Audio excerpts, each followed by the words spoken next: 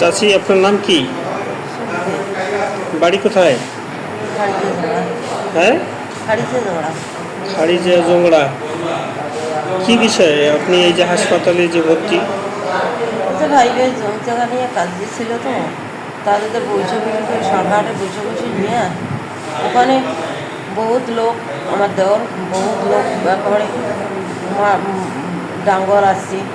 ডাঙ্গলে 100-150 ভালো লোক ডাঙ্গল নিয়ে এসছে, মানে মারামারি করতে নিয়ে আসছে। আমার দেওয়ার বাড়ি গেছে, বাড়ি যাওয়ার পর ওগুলো বৃত্তান্ত বলে দিচ্ছে যে বসে বসে হবে না, এগুলো বৃত্তান্ত 100-150 লোক নিয়ে আসছে মারামারি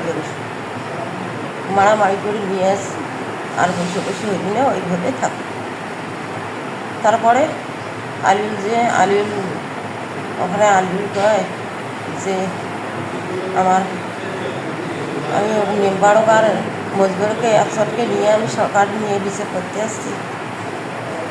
ওগুলো আমার দেওয়ার বলে দিচ্ছে। সেক্ষেত্রে আমার আলিউল গেছে, তো ওইখানে আমার নননটা আগে আকপাশে আগাইছে বলে দাঁড়া ধরে আলিউল কী বলিস বললে, যখন ওই কথা বলছি তখন আলিউল কী করছে, নামিয়ে গাড়ি নাগে দিয়েছে আমার ননন পড়ে গেছে। আমি তুলি ধরছি ওই অবস্থা আমার ঘুকি মারছে। ঘুকি মারার সাথে সাথে মাথা মাথায় কে ভোগাইল?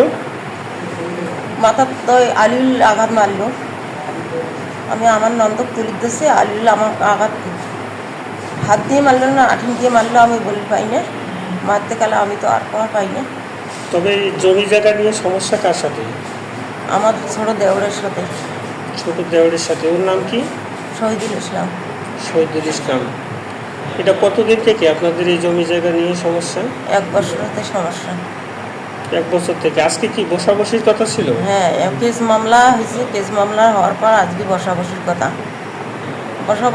তা বসাবসির জন্য সরকারে আছি, তো 1-150 লোক মারামারি করে নিয়ে আসি। ডাঙ্গল নিয়ে এসে আমার দেওরক, আমার ছোটো দেওরক, নেম্বারক, মজবরক মারতে গেছে।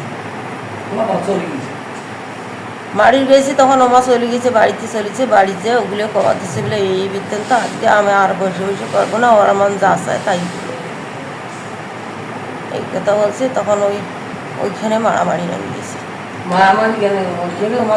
আপনার শুধু মাথায় আঘাত লাগছে? মাথায় আঘাত লাগছে, পিঠে একটা ডাং পড়ছে।